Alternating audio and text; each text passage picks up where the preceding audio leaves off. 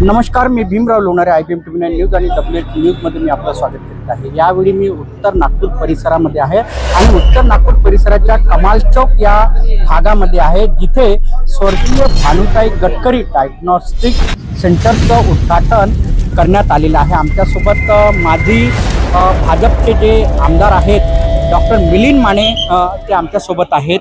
उत्तर नागपुरामध्ये एक सुंदर असं डायग्नोस्टिक सेंटरचं उद्घाटन करण्यात आलेलं आहे, काय सांगाल? आज इथे उत्तर नागपूरला आदरणीय नितीनजी गडकरी साहेबांनी खूप अमूल्य भेट दिली आहे।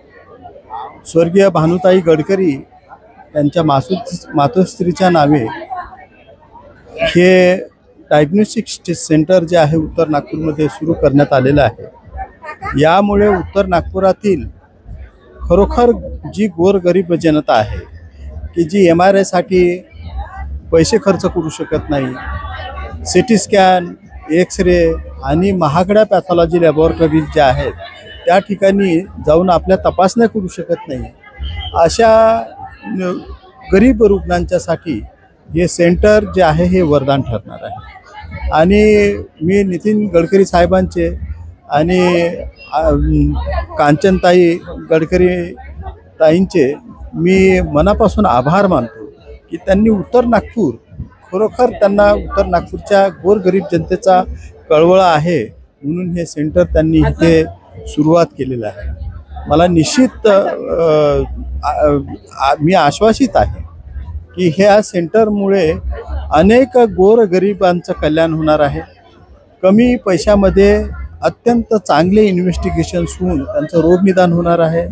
अनेक रुग्णांचं रोगनिदान झाल्यानंतर त्यांचं योग्य औषधोपचार होणार आहे आणि औषधोपचार झाल्यामुळे अनेकांचे प्राण वाचणार आहे। आणि ज्या ठिकाणी त्यांचे प्राण वाचतील ते निश्चितच हे आशीर्वाद देण्यासाठी सर्व हात माननीय नितीनजी गडकरी साहेबांकडे वळतील, यामध्ये मला शंका नाही आहे। मी पुन्हा गडकरी साहेबांना मनापासून धन्यवाद देतो, कांचनताई गडकरींना मनापासून धन्यवाद देतो आणि ज्या ज्या लोकांनी ह्या डायग्नोस्टिक सेंटरला उभारण्यासाठी सहकार्य केलेलं आहे ते सर्व इंजिनियर, डॉक्टर आणि समाजसेवी मंडळींना मनापासून आभार मानतो।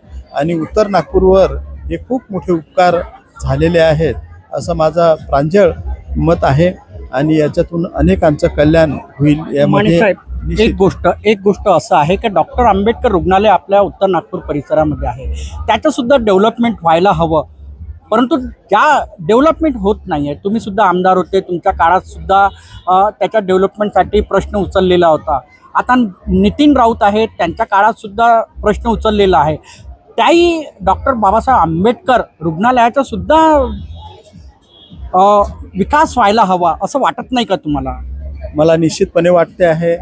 डॉक्टर बाबासाहेब आंबेडकर रुग्णालय यासाठी महाराष्ट्र शासनाने इमारतीच्या उभारणीच्यासाठी जवळपास 650 ते 700 कोटी रुपये दिलेले आहेत। त्याचं टेंडरही फ्लोट झालेलं आहे आणि अवघ्या काही वर्षांमध्ये त्या हॉस्पिटलच्या इमारतीच्या निर्माण कार्याला सुरुवात होणार आहे हे निश्चित आहे। आणि त्या ठिकाणी जवळपास ही 14 मजली इमारत बनत असून प्रत्येक फ्लोअरवर एक डिपार्टमेंट राहील आणि त्याही हॉस्पिटलच्या माध्यमातून ते तर सुपर स्पेशालिटी हॉस्पिटल राहील, तर त्याही हॉस्पिटलच्या माध्यमातून निश्चितपणे रुग्णांची चांगली सेवा होईलच। येत्या काही दिवसातच डॉक्टर बाबासाहेब आंबेडकर रुग्णालय जे आहे आणि संशोधन केंद्र जे आहे ते लवकरच सुरुवात होईल यामध्ये वाद। सिकल सेलचं प्रमाण आपल्या उत्तर नागपुरामध्ये सुद्धा जास्त आहे, तुम्ही एक माजी आमदार म्हणून काय सांगा? सिकल सेलचे रुग्ण खरोखर उत्तर नागपुरातच नव्हे तर संपूर्ण भारत देशाची राजधानी जर म्हटलं तर हे नागपूर शहर आहे। आणि नागपूर शहराच्या आसपास पूर्व विदर्भातील जे अधिक 5 जिल्हे आहेत, भंडारा, गोंदिया, गडचिरोली आणि चंद्रपूर, त्यासोबतच वर्धा आणि नागपूर या जिल्ह्यांमध्ये भारतामधील सर्वात जास्त सिकल सेलचे रुग्ण आहेत, थॅलेसेमियाचे रुग्ण आहेत। तर त्यांची सेवा करण्याच्यासाठी माननीय नितीनजी गडकरी साहेबांनी एक वसाहत घेतलेलाच आहे। मी पण त्यामध्ये भरपूर सिकल सेलच्या उन्नतीसाठी काम केलेलं आहे। विधानसभेमध्ये त्याच्या माध्यमातून म्हणा ते सुरू होतीलच आणि महाराष्ट्र शासनाला मी वारंवार निवेदन दिलेले आहे की सिकल सेलच्या अव्हॅस्क्युलर नेक्रोसिस ऑफ हिप जॉईंट आणि बोन मॅरो ट्रान्सप्लांटेशनच्यासाठी जर विशेष मदत जर शासनाकडून मिळाली तर अनेक रुग्णांचे जीव यामध्ये वाचतील, यामध्ये शंका नाही आहे. सिकल सेलच्या म्हणजे रुग्णांच्या भल्यासाठी महाराष्ट्र सरकार, केंद्र सरकार, आदरणीय नितीनजी गडकरी, देवेंद्र फडणवीस साहेब आणि अनेक डॉक्टर मंडळी या शहरामध्ये काम करतात. सर, या डायग्नोस्टिक सेंटरचा किती फायदा उत्तर नागपुरातील जे रुग्ण आहेत, गरजू आहेत, गरीब जनता आहे आपल्या उत्तर नागपुरात, त्यांना किती होणार आहे आणि काय याचे म्हणजे ज्याप्रमाणे गडकरी साहेबांनी सांगितले की कमी दरामध्ये इथे उपचार घेता येईल, खरंच असं होणार का? इथे 100% असंच होणार आहे. कारण एक MRIची साध्या पोटाचा MRI करतो म्हटलं तर 7,000 रुपये खर्च आहे. छाती आणि पोटाचा MRI करतो म्हटलं फुल स्कॅनमध्ये तर त्याचा 17,000 रुपये खर्च आहे. तर एवढे म्हणजे पैसे गरीब लोक, रिक्षा चालक, मोलमजुरी करणारे हे लोक नाही करू शकत. तर त्यांचा MRI जर आम्हाला कधी CT स्कॅनमध्ये डायग्नोसिस नाही झालं तर MRIची आम्हाला गरज भासते. आणि तो MRI काढण्याच्यासाठी इथे MRI केवळ 1200 रुपयामध्ये, CT स्कॅन केवळ 800 रुपयामध्ये आणि पॅथॉलॉजीचे इन्व्हेस्टिगेशन 200 रुपयामध्ये पूर्ण इन्व्हेस्टिगेशन, 200 ते 300 रुपयामध्ये पूर्ण इन्व्हेस्टिगेशन होतील. तर निश्चितपणे हे वरदान आहे. आणि इतक्या कमी खर्चामध्ये मला नाही वाटत की भारत देशामध्ये एवढ्या कमी खर्चामध्ये आपले CT स्कॅन MRI होत असतील.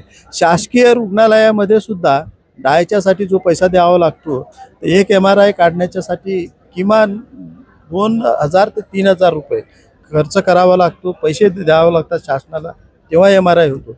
CT स्कॅनच्यासाठी किमान 1,000 रुपये डायच्यासाठी पैसे दिल्याशिवाय CT स्कॅन होत नाही. आता तो CT स्कॅन जो आहे 400 रुपयात होणार. म्हणजे जो डायचा खर्च येतो त्या डायचं एक ॲम्प्यूल जे आहे ते 600 रुपयाचं राहतं आणि 2 ॲम्प्यूल लागतात एका CT स्कॅन करण्याच्यासाठी.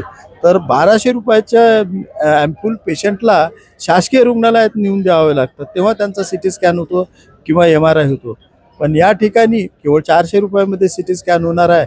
याचा अर्थ तुमचे जे औषधं लागतात त्या औषधाचीही किंमत ते घेऊन नाही राहिले. नाममात्र पैशामध्ये CT स्कॅन, MRI, एक्सरे आणि पॅथॉलॉजीच्या तपासण्या होतील. याचा फायदा जो आहे निश्चितपणे गरीब लोकांना मिळेल. पण माझी एक विनंती राहील की गडकरी साहेबांनी विनंती केलेली आहे की ज्यांच्याजवळ पैसे आहेत, जे पैसे खर्च करू शकतात, त्यांनी कृपया येथे गर्दी करू नये.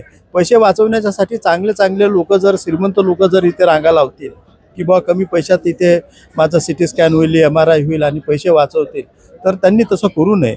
या रुग्णसेवेचा जो फायदा आहे, दांडगाईने श्रीमंत लोकांनी तिथे आपलं वजन वापरून करू नये.